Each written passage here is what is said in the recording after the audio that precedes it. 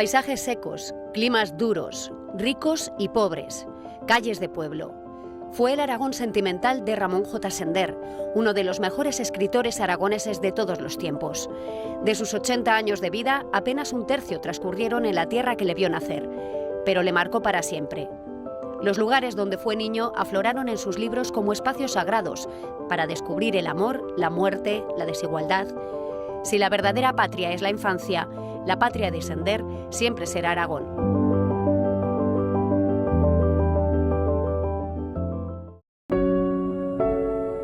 Las ripas, escarpes labrados por el Cinca, son el espectacular escenario de la infancia de quienes aquí han crecido. Entre ellos, Ramón José Sender Garcés. Aunque nació en Chalamera en 1901, con año y medio se trasladó a Alcolea de Cinca. En este edificio vivía la familia. Y por estas calles corrió el pequeño Ramón.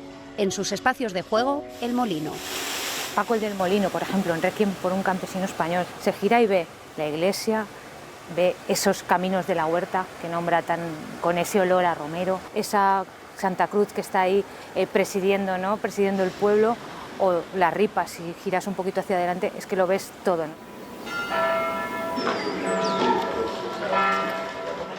Un día, Mosén Millán pidió al monaguillo que le acompañara a llevar la extremaunción a un enfermo grave. Fueron a las afueras del pueblo, donde ya no había casas, y la gente vivía en unas cuevas abiertas en la roca. Se entraba en ellas por un agujero rectangular que tenían alrededor una cenefa encalada. Se refleja eso, ¿no? Esas emociones tan fuertes que te puede evocar la muerte cuando eres niño, o la pobreza cuando eres niño, que ves que hay unas personas que están pasando necesidades o que no tienen una casa de 3 pisos como él, ¿no? Sino que tienen unas cuevas y que ahí viven. Nos recuerda de dónde somos, dónde estamos y que esos parajes, ¿no? Perviven en la memoria. El castillo de Sancho Garcés se alzaba en lo más alto de una montaña cónica. Una muralla rodeaba por completo la parte más alta de la montaña y descendía en un escalón muy acentuado hacia el declive por el cual el alto pico de Sancho Garcés se ligaba a una cadena de montañas que se perdía por Navarra. Con unos 10 años se traslada a Tauste. Es el momento del despertar a la vida, de la toma de conciencia. Y Tauste le marca. Un par de años, 3 años como mucho, es lo que él pasó en nuestra villa.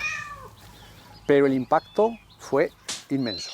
Y yo creo que sobre todo la relación sentimental que a esa edad mantuvo con Valentina Ventura, con la hija del notario de Tauste en ese momento, fue algo que se le quedó tan grabado y que le abrió de tal manera las ventanas al mundo que no lo olvidó el resto de su vida.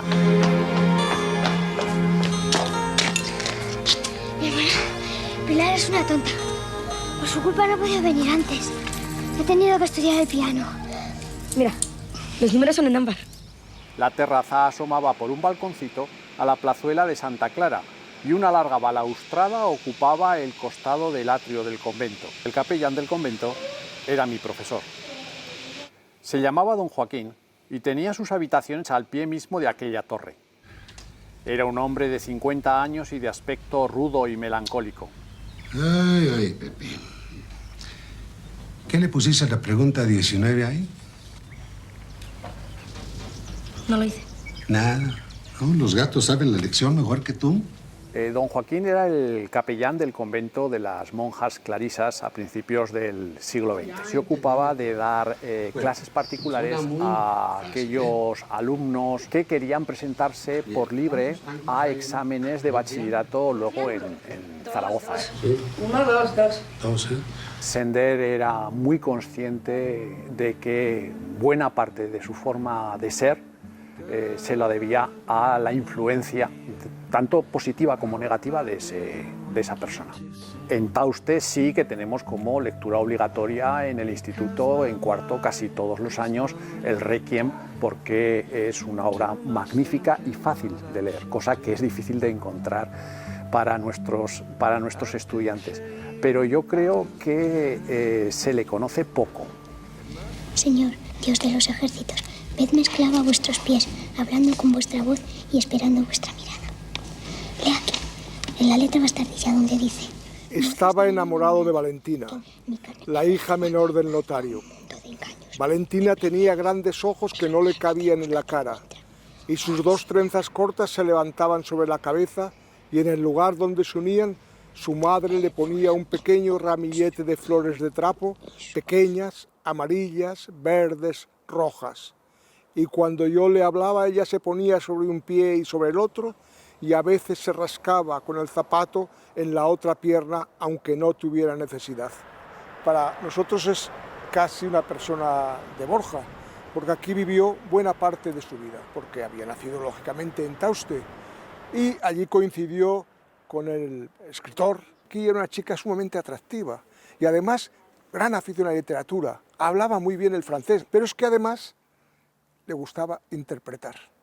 Y yo conservo crónicas de los periódicos locales de aquella época en la que decían, es una gran artista. En la casa de la familia de Ojeda hacían un teatrillo y interpretaba, y Valentina era, vamos a llamarlo de alguna forma, la estrella de la representación. Los que hemos oído hablar de ella, pues la tenemos pues mi abuela o pues alguien pues muy romántico, con esa belleza casi exótica, y que por otro lado pues tocaba el piano, escribía poemas o era actriz. Entonces evidentemente era alguien que ya de por sí era muy especial.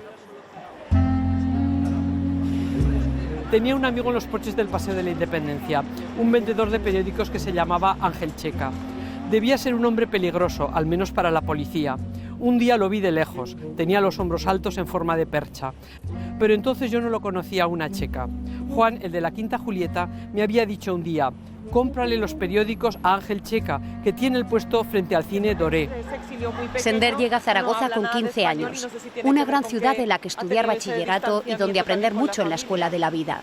Los billares, los periódicos, las tertulias o un kiosquero anarquista le abrieron la mente. En Zaragoza comienza a escribir. Los primeros artículos, el primer artículo en el periódico del instituto, El Escolar, precisamente sobre Kropotkin, que es un poco, digamos, su bautismo de fuego en cuanto a lo que es el periodismo político. Tras estudiar en Alcañiz y Madrid, en 1919 Sender vuelve a Huesca. Le ofrecen ser redactor jefe en el conservador periódico La Tierra. La familia Sender vivía aquí al lado, en la calle Sancho Abarca, y Sender, Ramón José, trabajaba aquí, que estaba La Tierra, era la redacción de La Tierra. Durante 4 años, por lo tanto, tuvo que hacer este recorrido varias veces. Aquí él estuvo desde 1919 hasta 1923, que se marchó a la mili. Decía en algún momento que casi hacía el periódico él solo. Eso puede ser un poco exagerado, pero la verdad es que en aquella época, que los periódicos eran grandes, pero de 4 páginas, pues había muy pocos redactores. Su mentalidad conservadora de redactor de La Tierra cambia para ser de izquierdas en los años 30, como su hermano Manuel. Manuel Sender había nacido en 1905, era el hermano varón que iba detrás de Ramón, y por lo tanto había una complicidad muy estrecha entre ambos, y fue alcalde de Huesca en 2 ocasiones. Cuando estalla la guerra, él era concejal de Izquierda Republicana y por lo tanto pues es represaliado. Tras los asesinatos de su mujer y su hermano, Sender huye a Francia en el 39. Cualquiera que sea mi suerte y el lugar bueno o malo a donde me lleve, me gusta pensar que siempre seré aquel chico de Huesca, un poco tonto y un poco loco, de los años 20. México y luego Estados Unidos son los lugares donde desarrolló la mayoría de su carrera. En 1974 regresa a España, pero no para quedarse. Las tardes, cuando trato de sentirme en un mundo ideal, me imagino a mí mismo en Monteodina, en la biblioteca, con todos los libros que he leído o me gustaría leer. Mi tío Francisco, un tío abuelo nuestro, pues era como un segundo padre para Ramón J. Sender. Cuando compró mi tío abuelo en Monteodina, pues le ofreció hacer una biblioteca aquí con todos los libros que quisiera él. Sender escribió Monteodina en los 80, una de sus últimas novelas. Imaginó cómo hubiera sido su vida como bibliotecario en el Somontano.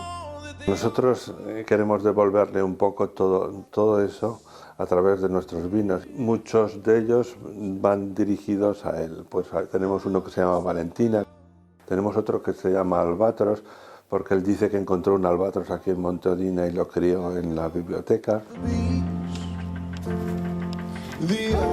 A mí me gusta recordar su frase de que a mí me gustaría ser recordado como un campesino aragonés que come pan, bebe vino y dice la verdad. Don't need room for your bags, hope is all that you have. So say the Lord's Prayer twice, hold your babies tight, Charlotte.